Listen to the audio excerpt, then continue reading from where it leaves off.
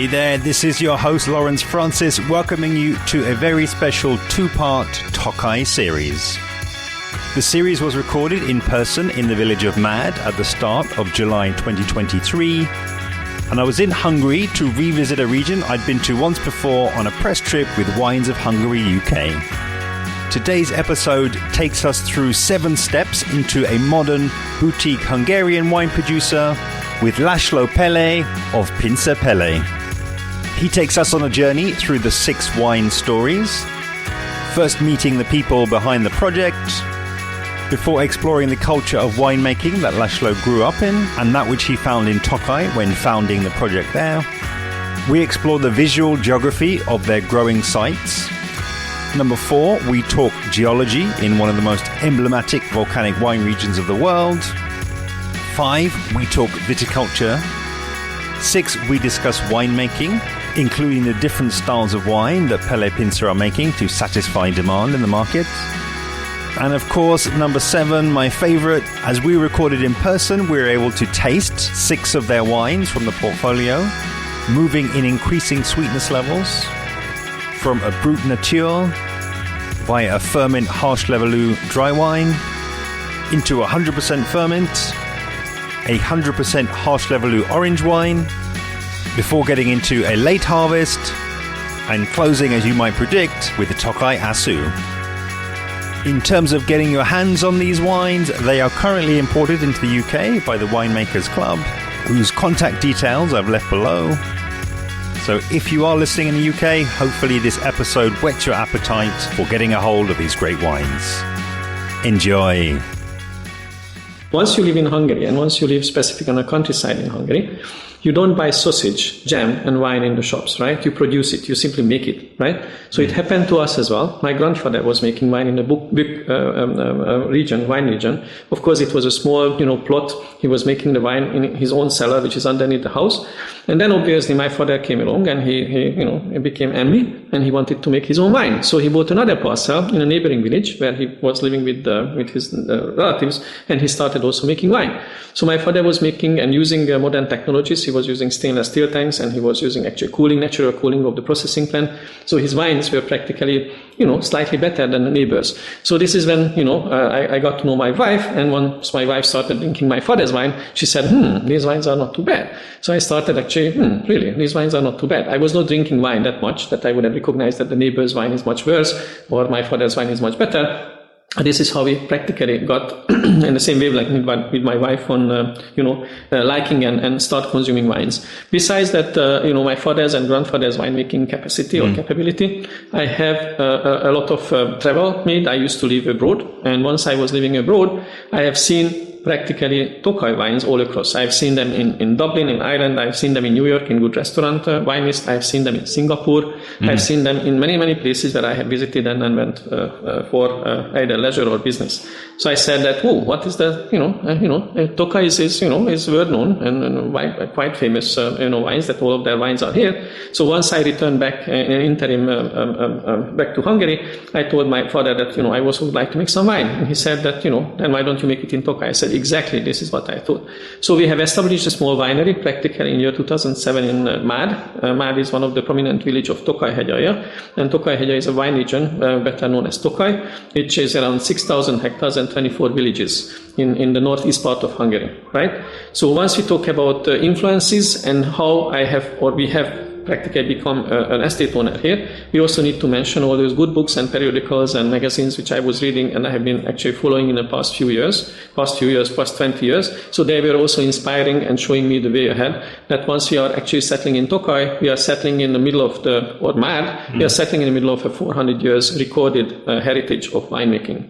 So this is how we have ended up in Mad. And sorry, can I ask, because I think it would be interesting, I think, to hear a little bit about the family, because I know that this is a family operation. And all these things, not the So when you it sounds as though you traveled, you worked abroad in another sector. You decided to come back to Tokaj and to establish the winery here.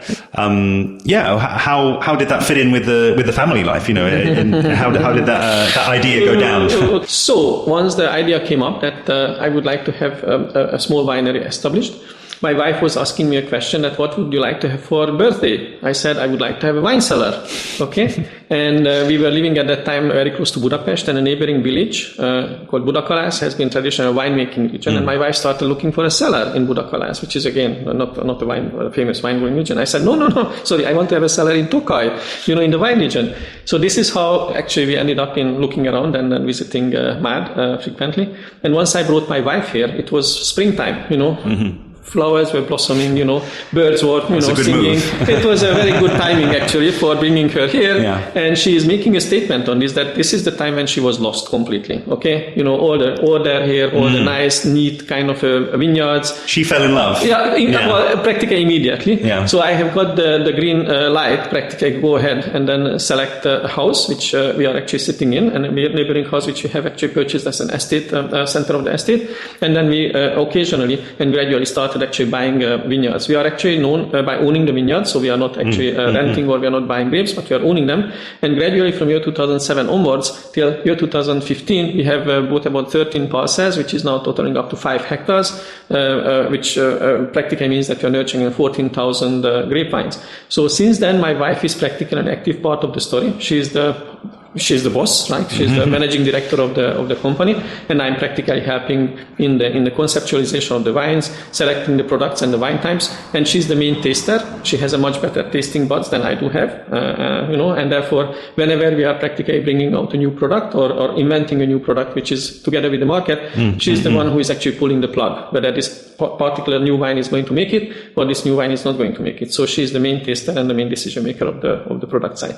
And practically, since we have built up the new processing facility with a tasting room, we are for the weekends we are practically having the open house. We have actually customers coming in and making them tasting the wines. We have a tasting line, and in which we are besides the tasting line, we are also offering them the story about the history, about geology, geography, about the culture of the wine, about the wine region. So we have been practically completely coupled together, and we are doing this entire weekend tasting story for the customers in a very, very intense way. Again, we're sat here in the winery, which is my favorite way to explore and to really kind of feel the energy from a place. It's got such a great welcoming energy here. But I also understand that, you've mentioned your father, your grandfather, your wife, but you've also, you've got a couple of children, and that they're also involved, or maybe introduce us to them through the lens of the winery, and how involved or otherwise they might be. All right, so let's talk about the kids as well, that are getting involved and they're getting their hands dirty in the family story. Practically, my daughter was around 13 years old. Please, get this out, 13 years old, once she tasted the first late harvest wine. And once you are making a late harvest wine in Tokaj, and it is not Szamorodni Aszú, you are trying to find a female name for that wine. And we were actually thinking of what kind of a name we would need to give to wine. And of course, this is a wine my wife, Mariana, didn't want to have a name on a wine. Then my mother's name was actually taken by another winery. And, you don't necessarily give the name, the wine a name which is coming from your mother's, your wife's mother's name, because this is not the practice. Okay. So frankly, then Zsófia, who is our daughter, who is now around 26 years old, and as she tasted that wine, well, she was young, I have to admit. And she has practically fallen in love with the taste and the smell of the wine, and she actually bursted out and said, "Oh, this wine has a taste and a smell of a grape." Then we immediately said, well, the name of the wine is Zsófia Cuvée. So that is the way how Zsófia, at the age of 13, has got involved into this entire kind of winemaking story. And since then, once she has grown up and then started actually making her living, she's helping us with the marketing activities. She's the one who is in charge of all the social media appearance, and she's the one who is helping us a lot on events and tasting arrangements. So she's very proud of the winery. She's bringing all her friends here for a party time. So that's the way how she's getting involved. And we have Tamás, our son, who is practically in hospitality management, studying in Holland, and he's the one practically who is now making a wine school in his university. He's the one who is introducing the wine to his fellows in the hospitality management university, and he's the one who is actually making the pairing with the wines, with food. So he's the one who's always come up with the type of a fish, with a type of a garnish, a type of a sauce, and that's what I think we are getting him involved. He's also on site once we are having events and larger festivals. and he's the one who is actually interested more in the actual use of the wine for gastronomy. Okay, so he's the one who's pairing and who is actually looking at the places where these wines can be actually placed at, what type of food, what kind of a restaurants. So this is the way how this entire family is set up. But the active management and active participation of the activities are actually being shared between the family members. Okay. And when it comes to people, I know we spoke already around your role. Essentially, of course, your surname is on the bottle. It's here at the winery. It's very clear you're standing behind everything that's happening here. But you're not the winemaker. You've got a relatively new winemaker who I've met earlier. So as part of the people story, I think introduce us to him and maybe share a little bit about the process of how you found him and recruited him, which I thought was interesting. All right.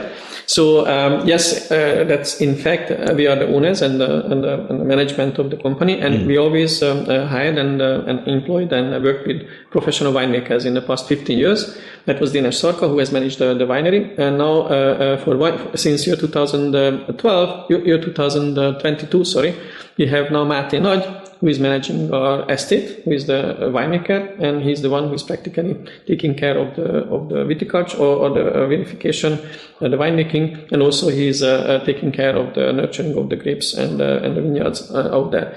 He's a young university graduate gentleman who has studied in Budapest, who has actually been exposed to the US winemaking practices as well, and he had been coming from a family where he was making his first wine at the age of 12 in the wine region of Eger. So that is a bit challenging for him coming from a red wine region, and then start making actually sweet wines and the Tokaj dry wines here, including the sparkling wine. Now, how we actually enticed him and then get him here, we happened to be very, very lucky and fortunate. His fiancée is practically a winemaker of a local winery here in Mád. Therefore, Máté was relatively easy to move, and he was very happy to move, finally living together with his fiancée. So we have them working here in Mád. Both of them are young winemakers. Mád is now showing a relatively high proportion of young winemakers actually coming and moving here. That is mainly due to the progressivity and the potential which Mád and the surrounding vineyards are providing for them. Besides Máté, who is again fully employed by us, we are also working with the full employment of our colleagues. We do have our colleagues, Attila, Gyuri, and Ildikó. They are the ones who are actually working in the vineyards, and they are the ones who are also working in the cellars once we are doing the winemaking. So due to the vision which we have envisaged in the terms of quality winemaking, we have decided that we are going to use long-term employment for our colleagues, and therefore Attila, Gyuri, and Ildikó, they have been working for us in the vineyards, they have been working for us in the cellars, in the winemaking, and this is actually paving us the way towards the better quality of the wines. So we have the team who is actually on an everyday basis practically helping us in the vineyards, and also helping us in the cellar and in the processing facility once we need to. Very cool. I think that really kind of introduces us to the main people, I would say, at the winery and around the winery. And I think where I'd encourage you to go back really and to kind of flesh out really some of the story, László, is actually to kind of reflect on that first initial search, because I'm really curious, because this is an area, Tokaj is a region with that 400-year history, with that tradition, with that name, and that doesn't, for me, when you talk about wine regions with that kind of tradition, it doesn't always get to the heart of the feeling of what it's like to move there, kind of as an outsider. I mean, obviously a Hungarian moving to another Hungarian region, but you'd actually grown up in a different wine region. Talk maybe to those early days, and even just the search and kind of getting started. Like, how was that? How was the scene that you found yourself fitting into at that time? First of all, I think we had relatives in the past who were having Tokaj parcels and vineyards, and once I was a small child, I came here for harvesting. So it was not very much new to me. Once I came here again, upon arrival to the region, you might see practically larger houses and manors and small castles, and these are the historical buildings and the built heritage which is reflecting the past of the wine region, and this is the one which is reflecting the worth and the value which they have created 150 years back. Now, once you look at the revival of the wine region, and you see that people are coming in again, and then investing in refurbishing and renovating the old wine houses, buying actually premier cru vineyards, and trying to make the best out of these vineyards, not only on the sweet wine basis, but on the dry wine basis. And then you're also trying to use the Furmint grape as a new phenomenon, which is the sparkling wine. Then you are really seeing that, okay, there is a revival stage, and this is the time when you need to also participate in, right? So that was the basis once we also came in like 15 years ago, and this is still the base after 15 years being here, that we have renovated a nice and beautiful estate house. We have practically built the neighboring adjacent plot where we have practically built up the new processing facility and refurbished a long 155 meters of an aging cellar. Then we have the nice tasting room, which is, according to the, opinions, this is one of the best new building or the newly built house here in Mad. So these are the complex experiences and complex impressions once you visit Mad, once you practically come to see us. One estate house, which is 250 years old on one side of the street, and the other a newly built, practically contemporary building on the other side. And once you walk in, you would see the past and the present, right? You see the past, how we were actually working back to 15 years back, and you see, once you come into the new plant, you practically see all the modern technologies which we use for preserving the traditional wines of Tokaj.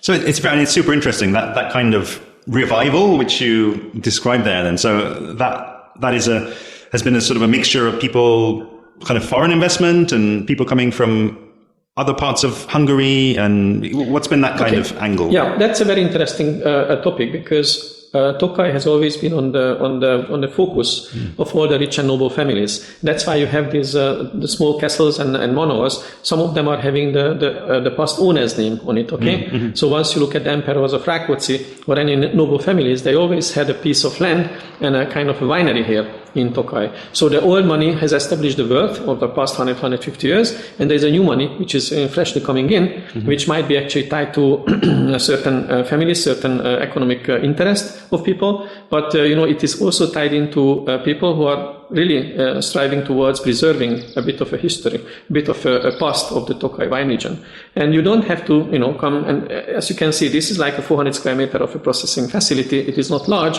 The largest steel tank which you have seen is a 20 hectoliter one. So you don't have to be big in order to actually preserve and keep it for the future, all these goodies which you have learned here.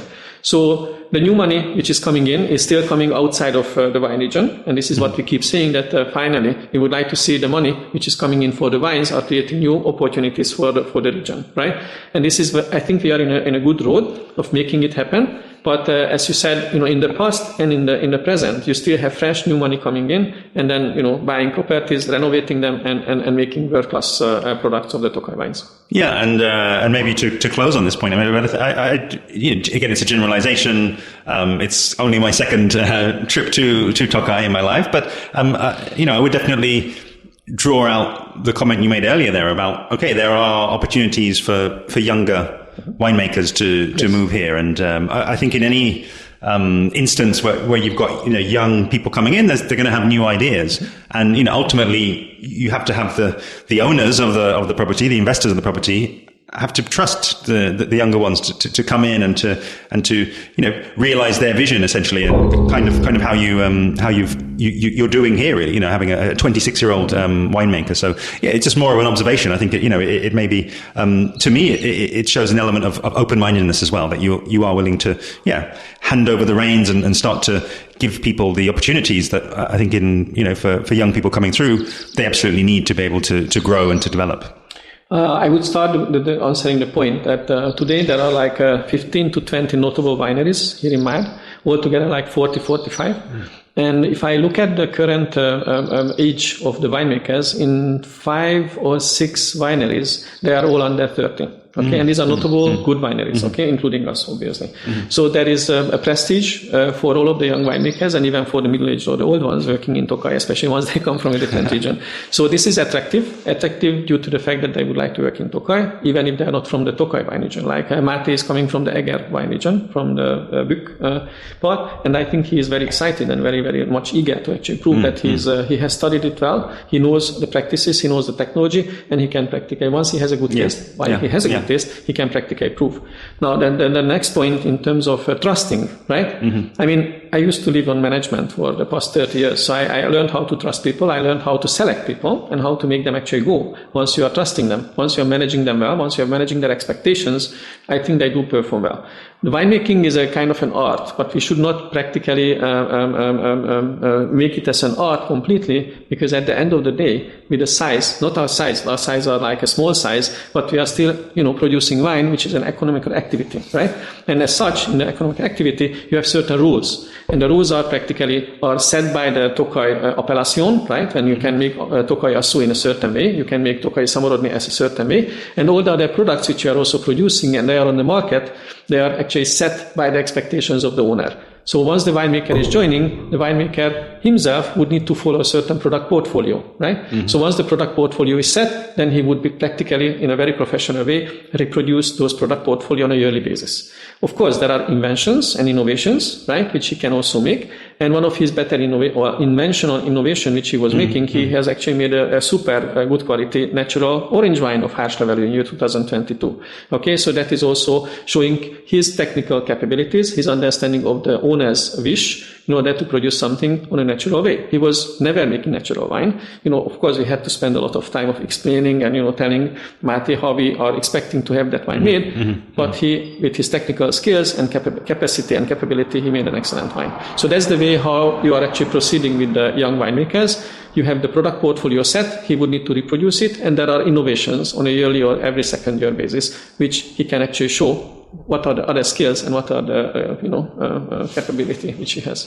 Really cool. I think where I'd guide you towards, László, is actually to share with the listener really what you've showed me really when we first arrived, and it was raining earlier, and it's now absolutely beautiful and sunny outside. But we went directly to the vineyards, and you pointed out some of the different vineyard sites. So I think what I'd encourage you to do is almost take us up in that drone, at that kind of high level, where maybe from that point where we can see all of the different vineyards, and give us a virtual tour really of what I believe are 13 or so different plots of land that make up your sourcing material and palette, and maybe just start to compare and contrast those again at a relatively high level. Okay, so you started with the plot which you have visited at the time of arrival, right? So that is, upon moving to MAD and coming to MAD, the quality which we wanted to actually follow and the strive which we had was focusing on first-class premier true vineyards, okay? And then making single vineyard selected wines of those vineyards. So the first plot which I have actually brought you up was the plateau of the Szent Tamas hill. The Szent Tamas hill is also a terroir. It is 40 plus hectares. And that is one of the most prominent and the most elitist plot and terroir in Mád. Not only just it is being the most expensive in terms of hectare price, but it is also the more complex in terms of soil. Okay, given the fact that this mountain was also a small volcanic eruption, it has practically the layers of the soil is changing in every 2 to 3 meters. So once you have an old plantation of grape or grapevines, then once you have 5 or 6, 7 meters of a root system of the grape, then it is practically going through 2 to 3 different layers of volcanic produce. So Szent Tamas is one of the premier cru vineyard in Mád. We have 3 parcels there, from which the 3 parcels have around 1,800 grapevines, out of which 1,100 is Furmint, and around 700 grapevines are Hárslevelű. So the Szent Tamas Furmint wine comes from the Furmint grapevines, and Makovica, which is 100% Hárslevelű wine, which comes from the 700 of the Hárslevelű wines. Once we were standing on the top of the hill, on the plateau, I could practically point out for you the 2 other first-class vineyards. 2 more. One was the Király, which is again a separate hill, and the Király has practically also traditional first-class historical first-class vineyard, on which we have around 0.4 hectares.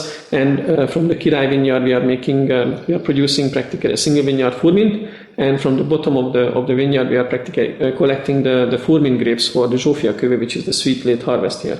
I also pointed out the Betsek vineyard, which had practically, we have 2 plots there, 2 parcels. The prime parcel is the 70 years old plantation, from which it is 1,300 grapevines, which we are nurturing there, out of which 1,000 are Furmint and 300 are Hárslevelű. And from this particular vineyard, from the Betsek vineyard, since year 2012, we are practically making a cuvée, which is a so-called the parcel blend, where the blending of the Furmint and Hárslevelű practically happens at the time of the harvest. So we are, harvesting the Furmint and Hárslevelű together. We are pressing them together. We are fermenting, aging, and bottling it together. So it is not a blend of the cellar or the cellar master or the winemaker. This is simply the blend of the parcel. Okay. So that is the Betsek. Again, I repeat, 70 years old plantation, very complex, very mineral, and super good in terms of the Hárslevelű. Gives a bit of a kindness to the Furmint, that very, stiff, very, very masculine Furmint. Then I showed you also the other vineyards, which is called the Danska. This is a third-class vineyard on which we are actually producing the Aszú berries, and we are producing the base wine for the sweet wines. And then what I also showed you, but we couldn't see because it was covered by another hill, I showed you the Újhegy, on which parcel, we have two parcels there. We are producing the Furmint for the estate wine. The estate wine is the entry-level wine, dry wine, Furmint. It's 100% dry Furmint. And the Újhegy vineyard is practically the source of that particular wine. The last parcel, which I could only show the direction, this is called Sarkad, and this is the parcel which we on purpose bought for producing base wine for the sparkling. Okay, it has a bit of a thicker soil. It is practically a brown clay. It is keeping the humidity much better than the previously mentioned vineyards, and this is the place where the grapes are actually ripening a bit later, given the incline of that particular piece, given the soil. So this is the parcel which we on purpose bought for producing the sparkling wine, base wine. So these are the the six vineyards, or six terroirs, vineyards with around 13 to 14 parcels in the total, which is giving you this 14,000 grapevines, and it is around 5 hectares. Okay, and this can be relatively brief, but you mentioned to me, which I thought was interesting when we were stood out there, that you tend to actually talk to people more in terms of the number of grapevines that are there rather than the hectares. I was asking you about the hectares, and curious why the distinction. Now, once you talk to winemakers, they always talk about hectares and hectoliter of wines, right? And I'm a reverse guy. I'm talking about number of grapevines which are being nurtured, okay, because I'm not saying that we know each of the grapevines on one-by-one basis, but this is the way how we can practically measure the output. So I can say that around 14,000 grapevines, and we are producing around 15,000 bottles of wines. So that gives you an equalization of 1 grapevine per 1 bottle of wine, okay? So that gives you the yield, that gives you the quality indicators. Plus, once you talk about hectares, in Tokaj and in Mád, 1 hectare might have around 6,000 grapevines, and the other hectare, which was long time ago planted, might only have 3,000 hectares. So it doesn't give you the actual yield or the actual number of grapevines, because someone can have 10 hectares and only like having 25,000 grapevines. One can have 5 with the 25,000 grapevines. So this is a bit of a strange thing. So it's better to talk about number of grapevines and the number of bottles produced out of that given number of grapevines. Yeah. Okay. I love it, because really what you've, I think, highlighted there is what I was picking up as we were stood there on Mount Tamas, which for me, the word is complexity. And I think it's almost impossible to talk about the geography as you see it there without also talking about the geology. And I know that we were there, stood on part of a mountain plain, and that actually some of those different hills actually had a different geological history, depending on whether or not they were formed underwater or when they were formed kind of after the waters had receded. So would you mind giving, again, it can be relatively high level, just an idea of how those hills really that we were looking at there, how they fit into the larger Zemplen mountain range, and then also an inkling into how they were formed in terms of that differentiation between whether the sea was there, whether it wasn't there, and what that has now given to the soil. Okay, as you pointed out, the Tokaj wine region or Tokaj-hegye is part of the Zemplen mountain, which is a volcanic origin. And as such as a volcanic origin, the Tokaj region is practically east, south, and a bit of a west part of it. So this is on the rim of the Zemplen mountain. And we usually talk about 400 small volcanoes which have formed up and is forming currently the Tokaj wine region. And why 400 small volcanoes? Because at the time as the volcanoes worked or being erupted or being in an eruption stages or whatever you call it in English, right? At that time, we had the Pannon Sea practically covering the Carpathian Basin. We are part of the Carpathian Basin, and the Carpathian Basin is like hills and the mountains covering this particular piece of Hungary. And the Pannonsee was here. So whenever there was an eruption of a volcano and the Pannonsee was there, the Pannonsee has practically put off the volcano once it started erupting. That's why you don't see large hills, this V-shape, this reverse V-shape like Etna or Vesuv. You might only see one, which is the Tokaj Kopaszhegy, the bold mountain, which we call, which is a shape of Vesuv or Etna. Why you don't see those, the rest? Because they were put off by the Pannonsee. And therefore these are at a 200, 250, 300 meters maximum, above the sea level. And once you would go further up into the Zempli mountain, you would see higher mountains, but on these rims of the, as you remember, the east, south and west rims, you would see the average of the 200, 350 meters maximum. So again, just to check my own understanding then, it's just a case of if the eruption was putting the lava up when the sea had receded, then it could actually sort of build on top of it. Yes. And it could so these are the layers. These are the layers which the eruption has practically brought out. The lava has actually melted, right, on the hills. And this is what I said earlier on the Szent Tamas. You have like 3-4 layers. In every 2 meters, you have a different eruption, and the lava and the magma which came out of it. And there are certain other stone varieties which can be andesite, basalt, rhyolite, zaolite, and rhyolite tuff. Some of them are the magmas. Some of them are the ash of the lava or the eruptions. So versatile. Even neighboring small hills or mountains can be made of a different stone. One of them is zeolite, there is rhyolite, the third is rhyolite tuff. So the versatility is actually giving this wine region an edge. Just imagine that we have 6,000 hectares and 85% of those 6,000 hectares is planted with Furmint. Now, would you have a very simple single monolithic soil, you would be producing practically, a very boring same kind of a Furmint. Of course, it wouldn't be the same, but giving the versatility of the bedrock and the soil gives the versatility of the vines as well. So that's a beautiful task for every winemaker, making the best out of the soil. And one more thing, the Furmint is very, very ideal for reflecting the terroir, reflecting the actual soil and the bedrock which it is grown onto. Okay, so that's very, very important. It is not smelly, not too much of a strong taste. Therefore, it is the best grape variety, one of the best to reflect the terroir of the wine-growing region. Yeah. Okay. And I think as well, this will, I think as well, start to set the scene as we look to do a tasting of 5 of your wines. It's actually to also talk about water, because I believe that also has a very important role to play, really, right the way through to botrytis and making Aszú. But maybe let's focus in on, where are the water sources then, and how do they impact on those different sites that you've introduced us to? We are in the northern part of the old wine-growing region. So beyond the northern part, we only had the Slovakian Tokaj region, which is like 600 hectares. And in the past few hundred years, they didn't actually grow grapes further up. Okay. And the reason was we are relatively cold. The average temperature is actually much lower than in the south part of Hungary or in any red wine growing regions or red wine making regions. And also the humidity in terms of the soil. We have around average on 750 millimeters of rain on a yearly basis. That is not very high, okay? And the distribution of the rain is also very important. So ideally you should have this double camel kind of distribution, that you have a bit of a more rain in the springtime, then you have a bit of a dry season in the summer, and you would have also the other rainy season coming, having the autumn coming. Now, unfortunately, in the past few years it is completely, mixed up. And last year, in year 2022, we had a completely dry vintage, where we had practically haven't seen rain too much since May till like second week of September. And now we are sitting here in year 2023, and practically we have 70% of the rain has already come, by mid of this year. So it's a completely, unexpected and unmanageable. Now, the water system and the water management for the grapes, for the root system, luckily the grape vines have a relatively long and structured root system. Therefore, they can practically go and suck the water from a very deep from the bedrock as well. And some of these bedrocks, like rhyolite tuff, right? It is like a sponge. It is practically keeping the humidity and is able to actually transport the water system to the root system. So last year, even, once we didn't have enough rain, this kind of bedrock was transmitting that reservoir, which was keeping from the previous 1 year or previous spring. So that is very important. But again, we have less of a rain usually than in other part of Hungary.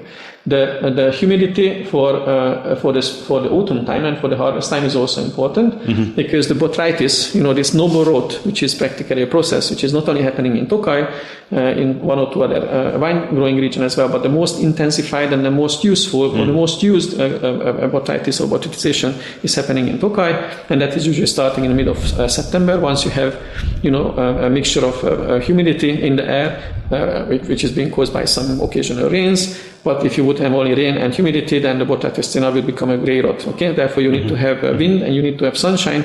So during the night, the noble rot is working on the skin of the grapes, and during the daytime, once you have sun or once you have wind, that noble rot practically stops operating and stops working. So therefore, it has a balance during the night. It works, during the day it rests. Okay, so that is the process. If you have a very dry, no humidity, the botrytis scenario will not start actually developing in a quantity and a quality which you would like to use for some other Aszú wines. So that's why humidity, the air humidity, is very, very important for producing proper botrytized berries on the grapes which are left on the grape vines. Hey there, this is Present Day Lawrence, just jumping in to let you know that we're going to be transitioning the episode just now. So far, we've focused on the first 4 of the 6 wine stories: people and culture, geography and geology, and now it's time for a tasting of 6 wines that's really going to get us into the viticulture and the enology part of the story. So what this will let you do then is map the terroirs that László described earlier across to the wines, and he also gets into the reasons behind choosing certain sites for certain wines. And then, of course, how those different sites and how those decisions then show up in the glass. And again, just to reiterate, these wines are available from the Winemakers Club in the UK. So if you're over there and you've got a bottle to hand, or you can get a bottle to hand, this is the time to crack the bottle open and taste along while László gives you the full lowdown on his winemaking. Back over now to Mad Village and host Lawrence and László. László, I think it's high time that we pop the cork on the first wine, and you take me and take the listener through your range of wines, and give us a more practical insight into how these wines show up. All right. There we go. Oops. That's fine.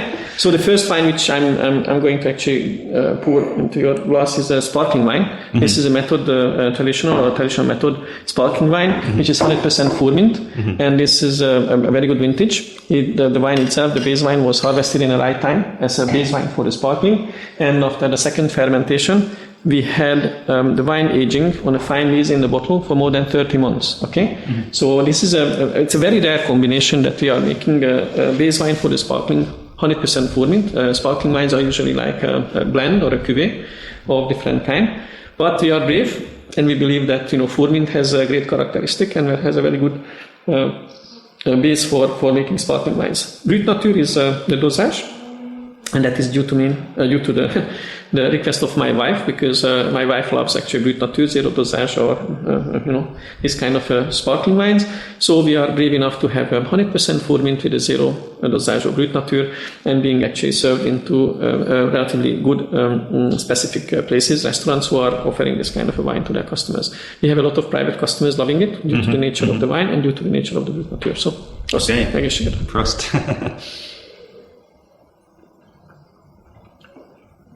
So relatively nice bubbles, good structure of wine. It's a very complex base wine. It's dry, obviously, because it is the Brut nature and the nature of zero dosage, but it has a full mouth at the same time. Yeah. And you said this is a vintage. This is a 2019 vintage that we're having here. And for my listeners who maybe are hearing about sparkling Furmint and sparkling wines from Tokaj for the first time, is that the more common way that sparkling wine is made here by vintage, or is there a culture of blending? All the cavas and all the champagnes are usually not vintage or not produced. Only exceptional good vintages are being produced with the vintage noted there. So this is point number 1, that we are practically not blending with neither of the same year vintage with different wines. But also we are not blending it with different vintages, okay? Unlike in France, you are practically having a reserve, and the reserve is coming from different vintages. We are not having this reserve. Therefore, we are brave to put the vintage on it. And also the other uniqueness is that, again, it is 100% Furmint. So that's why we put the vintage there. And I believe that this is a habit with the quality winemakers and the sparkling wine method traditional makers that they're putting the vintage on it. Since it is given that it is only produced from that significant one vintage, yes, that was a good. And if I understood correctly, the idea of is most often put out there, or that I've heard the kind of rationale behind it of blending Furmint and Hárslevelű is that actually the Furmint is more the linear, the more acidic of the grape, as you say, slightly more neutral. More angular, I guess you may also say, but then the Hárslevelű will kind of bring the opposite. This will be something that's more aromatic, that's more rounded, that's more fruit driven, and then it's a question of kind of bringing these two together into harmony to bring the full expression. Yeah, that's true what you are saying, and I have two stories. One story is practically, I usually call Furmint a king, the king which is masculine, very, very nice, big, tall, very strong, having a kind of a face and a kind of a personality. Hárslevelű is practically the queen, queen with nice perfumes, nicely dressed, very kind, smiling at everyone, the kindness, and Hárslevelű is giving you this kindness. And there is a third one, which is the Muscatnuna, which is the clown of the kingdom, right? Everyone knows him, but nobody takes him seriously, right? So that's the way how the Muscatnuna or Muscatuna is positioned by myself. So in that sense, Furmint is the king, okay? Yeah. You don't need to dress him up, okay? He's already dressed. With this base quality of the Furmint, I think this is set. Now, once you are actually, we do have blends, we do have Furmint and Hárslevelű blends, but once you are drinking a serious champagne or a serious cava, you don't see the smelly kind of a grape varieties there, right? Neither of them, neither Pinot Noir, Pinot Meunier, nor the Chardonnay is a very smelly, very characteristic wine. And if you look at the German sparkling making, Riesling is also one of the base variety. Now, people are, making a sparkling wine method traditional from, Grüner Veltliner of Austria and Germany. They might be using different grape varieties, but this is not our style. We like practically the very neutral, natural taste of the Furmint.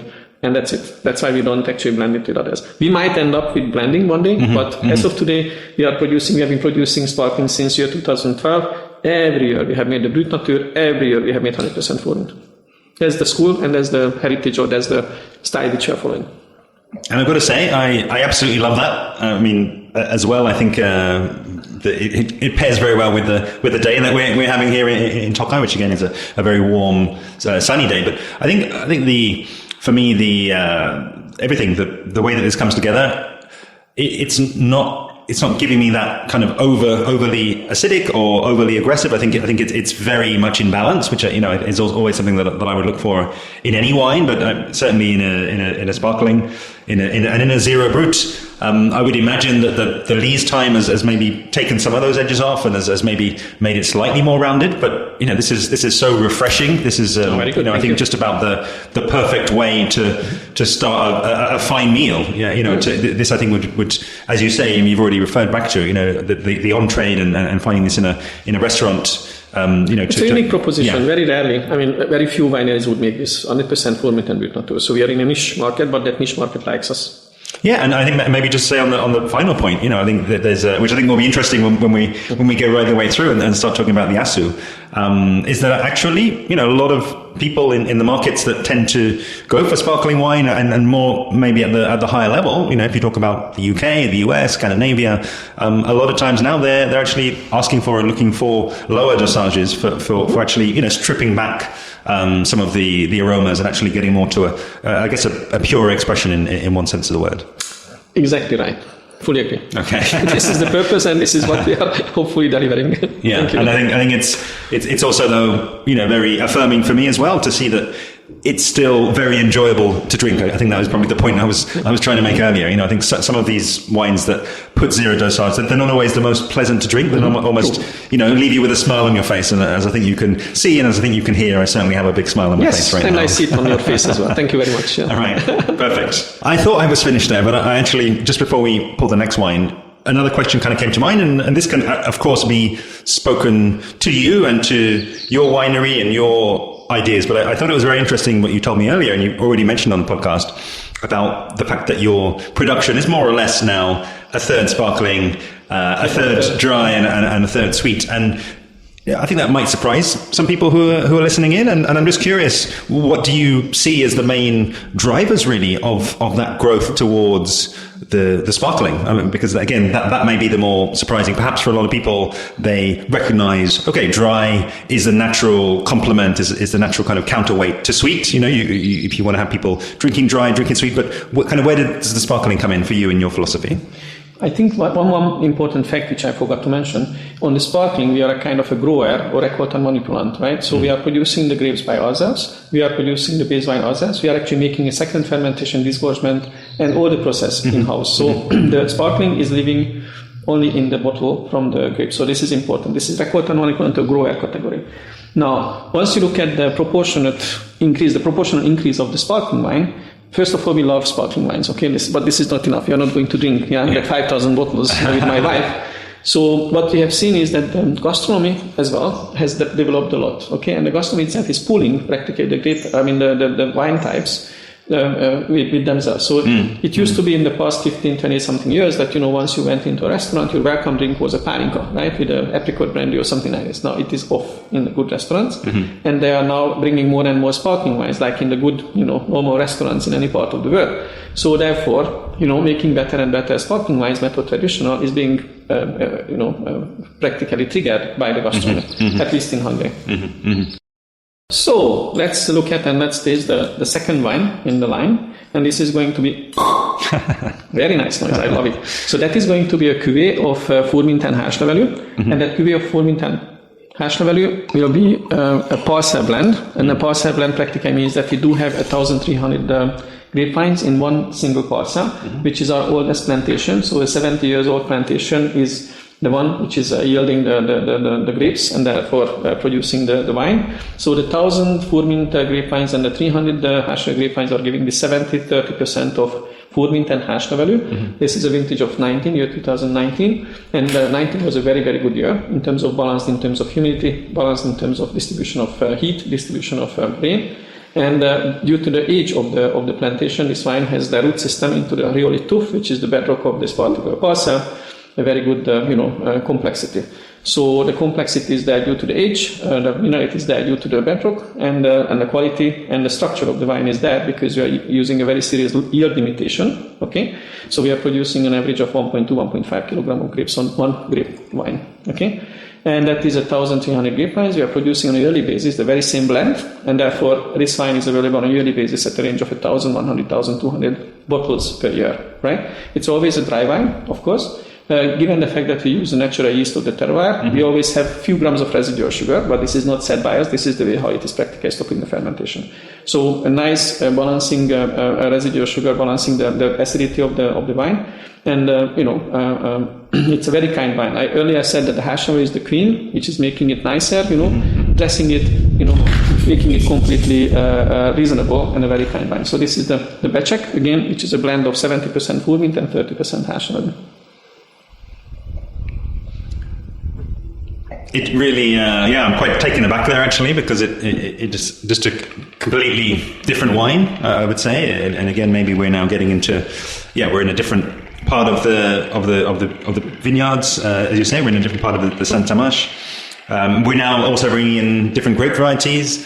I'm also getting, as you say, also now more residual sugar, but also oak aging as well. Yes, I forgot to mention it. Yes, let's talk about the winemaking as well. The harvest, let's start from the harvesting, right?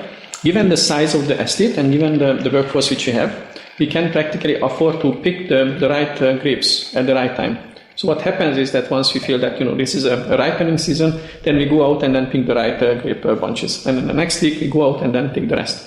In this particular case, we are taking the Furmint and the Hárslevelű together.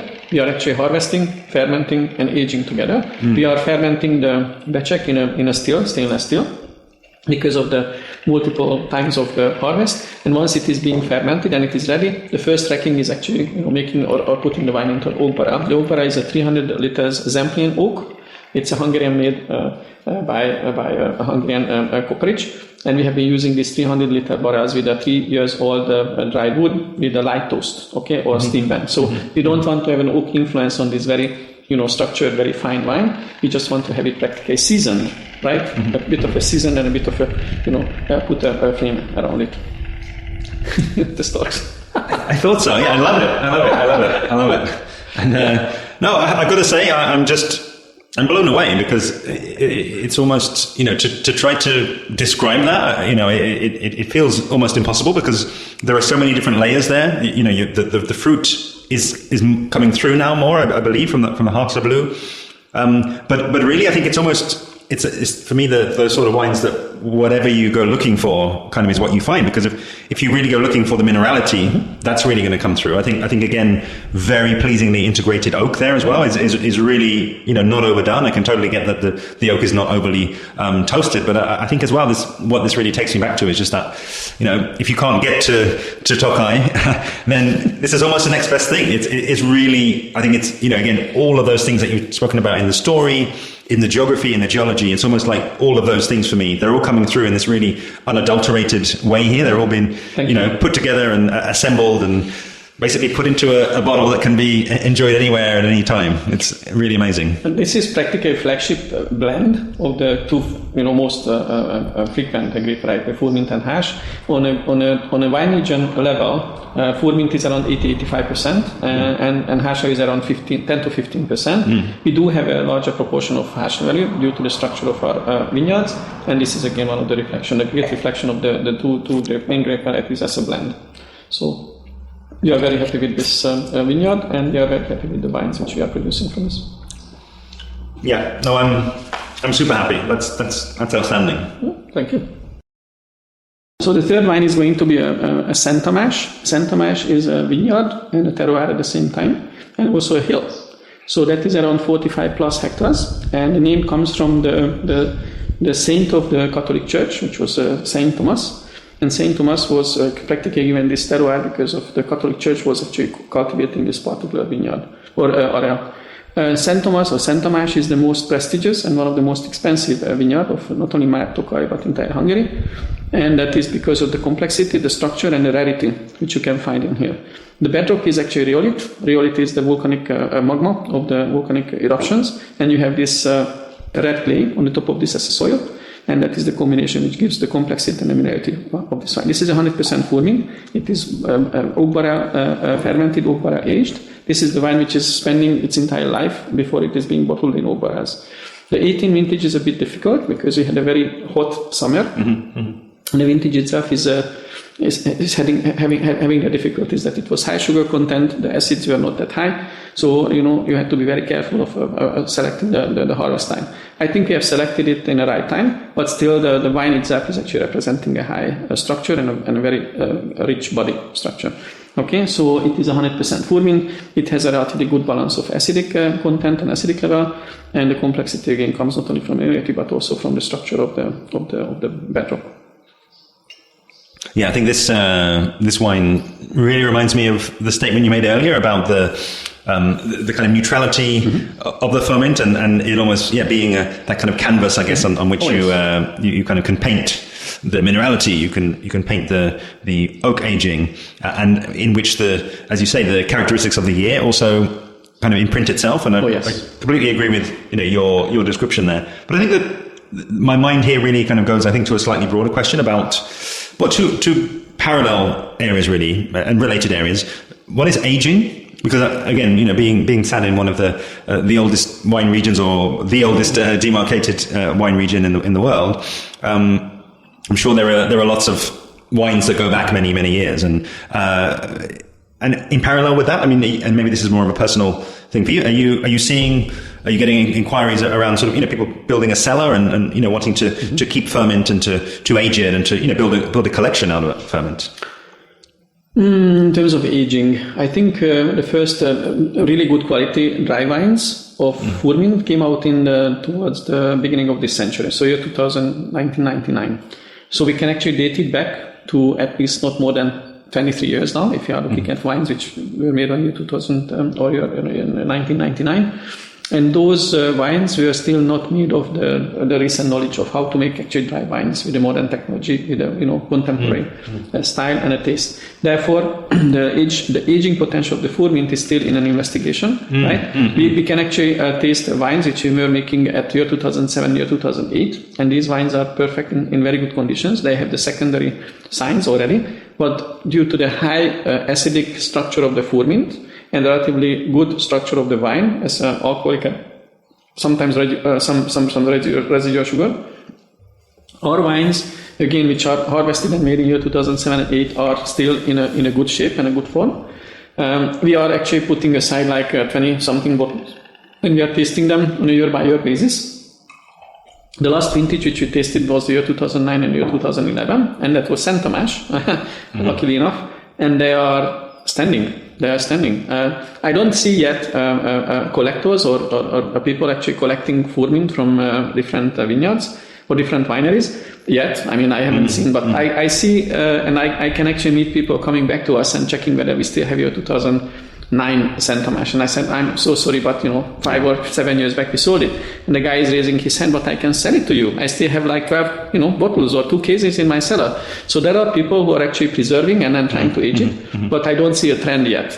I see a trend in Aszú and Samarodni collection, because those are the wines which are of course made of Furmint, majority, but they are also with a longer aging potential. So on the dry wines, I see a potential of 15 to 25 years in the dry Furmint. What we can trace back is the year 2007 and year 2008, which are reasonable and still good standing wines. And also we have a habit here, not only in Hungary, but also all across, that people are practically, once they see a white wine in today's world, they are not looking at aged wines. They're looking at wines which are like 2 to 3 years old, and in year 2023, they would rather take a wine which is year 2021 or 20 than taking a wine which are year 2008. So some Burgundy wines and some other wines which are coming from famous white wine growing regions, they might be standing on the shelves, but these are usually rarities and they are not in an everyday consumption. So I think these wines are standing properly, and 18 vintage is still a young wine. In a Burgundy sense and in any other wine growing region, it is still in a process of aging, process of developing. Yeah, and that was exactly what sparked the question. It feels as though it's but I think it's still drinking well. It's again, bringing together all the elements that we've spoken about, but it does feel young. It feels as though this has got many, happy years of drinking ahead of it. So this might be one to get a case of and track it over the years. We have been experimenting the natural winemaking methods for the 3rd year in a row. And this is an orange wine or a skin contact wine, which we have made practically from the Hárslevelű grape. And we have followed the complete natural winemaking. This wine has been racked only once, and then from the tank we were practically bottling it straight without adding any additional sulfur. So there's no clarification, no one more racking, no filtering. So this is an unfiltered, without any additional sulfur, kind of a natural orange wine. Okay, and it is made of an organic produce of Hárslevelű. So that is a new product, a new innovation which my wife is pushing. That all these orange wines are actually the natural, smell, taste, and joy of the wines and the winemaking which we might have experienced from our grandfathers' wines, because they were also not knowing, the clarification. They were not racking it so many times, or they might have been racking it, but they didn't filter it. So that is reflecting and resembling, in certain cases, the grandpa's wine. So again, Hárslevelű, 100% Hárslevelű, skin contact, and made in a natural winemaking method with an organic produce. And what about the sourcing?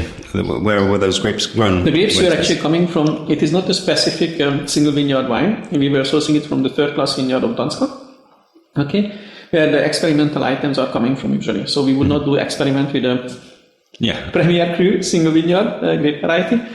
But I think these wines, these natural wines, are sometimes would be covering and hiding the terroirs because of the richness of the smell and the taste of these wines. So I don't really believe that we would ever make a natural orange wine from a 1st class or Premier Cru vineyard. We will be practically using it from our second grow or 2nd class vineyards.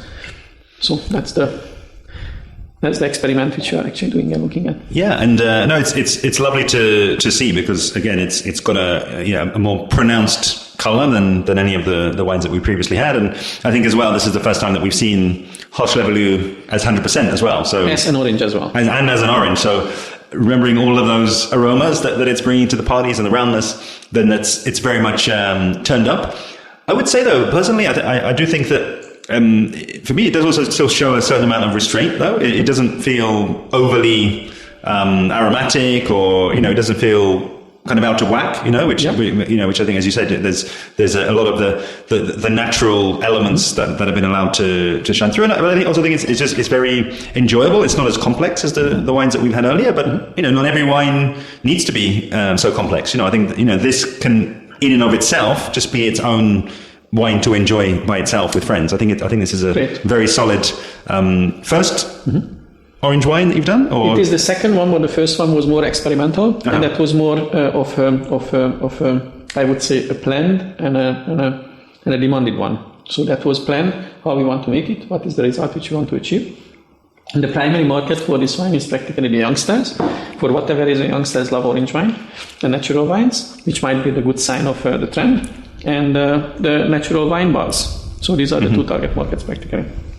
Well, I'd add is, again, just building on everything that we've said and what you might expect, to me, it's surprisingly fresh. It's surprisingly, it has still got that, the acidity is there as well. And it's just, very, very refreshing. Again, we're having it this chilled now. The nice breeze is coming through as well. This is just, very, very pleasant to have at this time of year, I would say.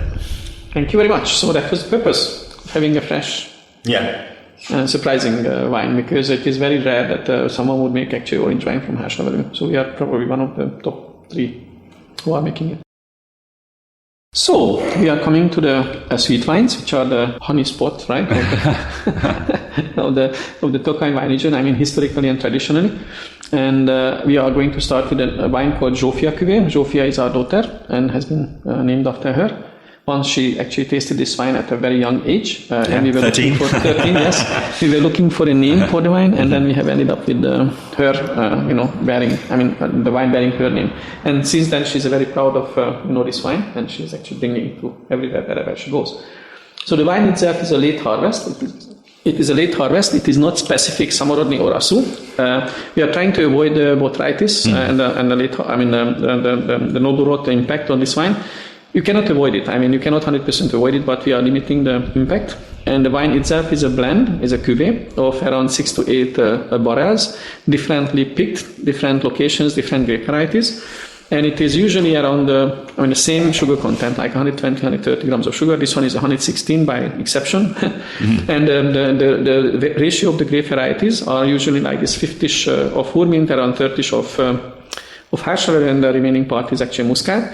The ratio might be different. It might be 60, 20, 10 or whatever, but the components are always the same. So this is a very, very established brand, an established late harvest on the market. And it is always in this range of sugar content, and it is always high acidic content because the freshness is provided. And the sweet wines are all about, and again, the sweet wines are not about sugar. The sweet wines are about acidity and balance between the acidity, alcohol, and the sugar content. And this is what we like about our sweet wines, that we not only the sweet wines, but the dry ones are also having a very high acidic balance. And the sweet ones are specifically very, very much, edged towards the acidic content. So this is a relatively good, refreshing sweet wine, okay? And this is what we are usually offering for desserts with the cottage cheese, with the apricot jam. That is our favorite. We have in Hungary the Rákóczi túros. This is what we keep saying, and Hungarians would understand what they need to actually drink with. But sometimes, in the French culture, the sweet wines are also for aperitifs. So you can actually imagine that this is a very low alcohol content, which we have in this wine, and a kind of a very nice smell and very good structure is also a good aperitif for certain cultures. And this is the largest bottle production of our sweet wines, usually. And, this is just simply the best seller of the sweet wines, not only just because of the quantity and the quality and the price, but that is the one which is easy to drink, easy to understand, and relatively easy to sell in terms of the customers once they are coming, that they want to drink some good sweet wine. This is a very good sweet wine for them. And I've got to say, as the wine is named after your daughter, the description is just getting better and better now. And all of the things that I was thinking there, like the first sip that I took, it was very surprising how drinkable it was. And I'll be honest, and I'll be rounded up and thrown out of Tokaj. But sweet wines are not necessarily the ones that I would reach for when I'm thinking about an aperitif, when I'm thinking about drinkability, when I'm thinking about acidity. So I was probably quite visibly surprised to drink that, and having it with that slight chill as well. I think it all helps. It just helps to lift it, to make it into actually the more enjoyable, and even to add on top of that, all of those things come together, it doesn't have that sort of very viscous mouthfeel either. It's very light, it's very drinkable, and actually it doesn't kind of coat your mouth, I would say, and kind of hang around in a way that some sweet wines. Not at all. It's very, very approachable, I would say. And that is the reason usually what we get as a feedback from the gastro sector, that customers are usually asking for one more glass, because they want to find out what it is made of and also want to enjoy more, because this is a surprise which they are taken by once they are actually drinking this wine, that this is not this kind of sweet something. It has an acidity, it has a, it's line of a crispy, fresh kind of a sweet wine. So yeah, I agree with you. And it would just be interesting, I think, and you've mentioned, again, we're in kind of, one of the great sweet wine regions of the world, and mentioning about the kind of palate for these wines, maybe more so in Hungary. But is it more common in Hungary for people to pretty much spend an evening drinking sweet wines? Are they popular? Just as a maybe some of the feedback that you may be getting from bars or from the gastro sector. I think it is the same like in all across the world. I mean, unfortunately, sweet wine consumption is in a range of a single digit, and it is under 5. That's single digit. And I think people who are liking sweet wines are able and willing to drink one bottle for an evening, right? And they can actually share it. Even 2 or 3 persons can share it. I don't see it as a trend that sweet wines would be the main tasting event, or they would want to have only sweet wines tasted here. But we do have occasionally tasting groups who are coming that they want to actually have majority of the wines being tasted is sweet. Yeah. Now, coming back to the other topic, which is the drinkable sweet wine, I think we are also responsible that we are producing drinkable sweet wine, or we are producing sweet wines which are just given as a sweet wine. So in the composition of this wine, one of the main prerequisites was always, or has been always, that we have to have good, vivid acidity in the wine. Okay, and that is the most important piece. Acidity, and as you pointed out, it's easy to drink, and it's a joy to drink. So the purpose was that you would be asking for one more glass of this wine. Yeah? No, success. Thank you. So we are at the Aszú wines, which are the world famous sweet wines of Tokaj. So our final wine of today as well. Wine of today. It's a pity, but we need to come to a closure and an end. And there is nothing better than to put up with the best sweet wines of the world, hopefully. And why I'm saying this, because the Aszú wines are the ones which are being made with a 2-stage method. You are practically picking the botitized berries out of the grape bunches, you collect them, you put it aside, and then once you do it like 3 times, 4 times in between mid-September to mid-October, then you make a strong fermenting base wine, and you soak practically the collected botitized berries into the fermenting sweet base wine. And then once you have it soaked there for 18 to 24 hours, you press it again. And then once you press it, you get a very rich, full of sugar, fermenting must. Okay? And that fermenting must might have like up to 450 grams of residual sugar. And once it is fermenting, a part of that residual sugar becomes practically alcohol, and the remaining one are giving the sweetness and the residual sugar content of the wine. So this wine is 213 grams of residual sugar, 10 plus of acidic strength or content, and very refreshing, a very kind of a modern, young, I wouldn't say crispy, but refreshing young Aszú wines from the year 2017. And again, this is from which of those vineyard sites that you described to us earlier? Aszú is actually having 2 components. One is having the botitized berries, which we are collecting, and these are usually the Danska vineyards, and the base wine of the Furmint portion is coming from Király, which is a first-class vineyard, and the Hárslevelű is also coming from the Danska. So it is a Király, which is a first-class and premier cru, and a Danska, which is actually being produced or producing for us the grape, the botitized grape, the botitized berries for making the Aszú wine. So this is a blend of 2 vineyards. But the fact is that the point is that once you are producing good quality wine, even the botitized berries will become a good quality botitized berries. And this is, again, very, very important that you have good quality base wine, good quality botitized berries, from which you can actually make an excellent quality of Tokaji Aszú. Yeah, it's, I gotta say, it's good to be back. Yeah, okay. Because I'm sure, as you can imagine, on my last visit here, there was a significant amount of Aszú that was consumed, and it's also very interesting. I mean, we just did have a conversation.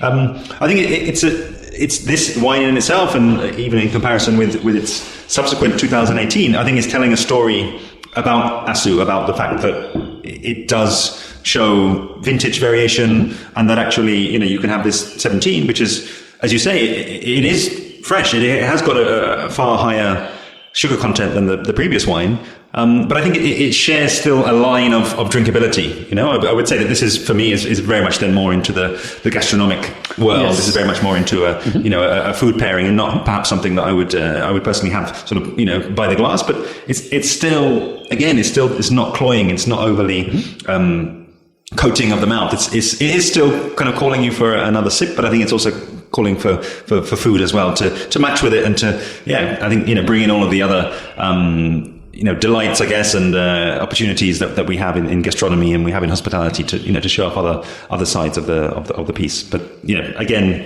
really excellent sweet wine, and it kind of makes me think again. You know, I need to always be thinking about sweet wines and working them into the rotation. Thank you very much. Again, the purpose of making Aszú was always to have a very high concentration. We have been always making a so-called 6 puttonyos Aszú, which is the highest concentration of acidity, sugar, and dye content. And that is, again, the most important thing is that you need to have a high acidity balancing the high level of sugar. So fresh and really refreshing once you're drinking it. That brings us to the end of the tasting, and László, I'm going to say, you know, a massive thank you. I think it's been really wonderful to sit here in your lovely winery in the tasting room, and I think I've got two thoughts that are coming to mind, and kind of questions, and one is really about this property, because I think that, you know, we spoke in the drive over here, you know, about enotourism, you know, and people visiting and, you know, wanting to come and experience tasting in Tokaj, and, you know, potentially traveling from Budapest. And I do want you to say something about that, really, and you know, the opportunities for people to come here and to visit, because, you know, it's been a fabulous afternoon and day that we spent together. And then also, I think what my audience would also like to know, and that I'd like to know, is just, you know, as we kind of, you know, sit here, July 2023. What next for the winery? You know, where do you sort of see the next phases going of this journey that you've been on and that you shared with us today? Okay, so back to the wine tourism and back to the visitors who are actually coming to see us. We are very happy that we have knowledgeable and educated customers coming to see us on a preset wine tasting tours, and they're actually checking in, 1-2 days or 1-2 weeks ahead. And therefore, we can actually set up the tasting schedule, we can set up the agenda, and we can really cater them with a dedication of like nearly 2 hours of a wine tasting, which is a seated and structured wine tasting where we are only spending time with them. So that is very, very important. Now, coming to the approachability of MAD and Tokaj. Now, from Budapest, it is like 220 kilometers. It is 2 hours of a drive. But you know what? I mean, we have Košice, which is nearby to us. It is like 60 kilometers from MAD. And then you have flights actually flying between London and Košice, right? So it is even closer than Budapest, flying to Budapest. So that Košice is in Slovakia, yes. Okay. So you have the approachability of the wine region actually in a relatively good manner. And we also have a lot of foreigners coming here, and not only from the neighboring countries such as Slovakia or Romania or actually Poland, which is not yet a neighboring, but not a neighboring country. And we do have a lot of customers coming from Switzerland, Germany, Sweden, and some people are coming even from the UK. So we are welcoming them anytime, and they're better to check in and then arrange the wine tasting, which might include some cellar visits to look at the aging cellars of the sparkling wines. We can go up to the vineyards and we can have this historical vineyards being seen and looking at the soil and the terroir. And in terms of the village itself, we do have like 3 top class kind of small restaurants where the hospitality and the food quality is coming to the quality of any Budapest restaurants, and we have around 400 plus guest beds in more than like 10 to 15 either hotels or guest houses. So I think MAD and Tokaj is prepared to take visitors. We have plenty of opportunities and plenty of programs which you can offer them besides the wine tasting actually happening in this particular premise. So the next steps and the next planning ahead. We are now, having the refurbished and renovated new processing facility. We do have experimental sparkling wine production, not only for us but for other wineries as well. And we believe that the sparkling wine is going to be a next kind of an experiment in terms of having to look at the different vintages and the different cuvées for the base wine. And besides the sparkling wines, which is a method traditional, we are also going to do experimental, attempts with orange wines made on a natural way.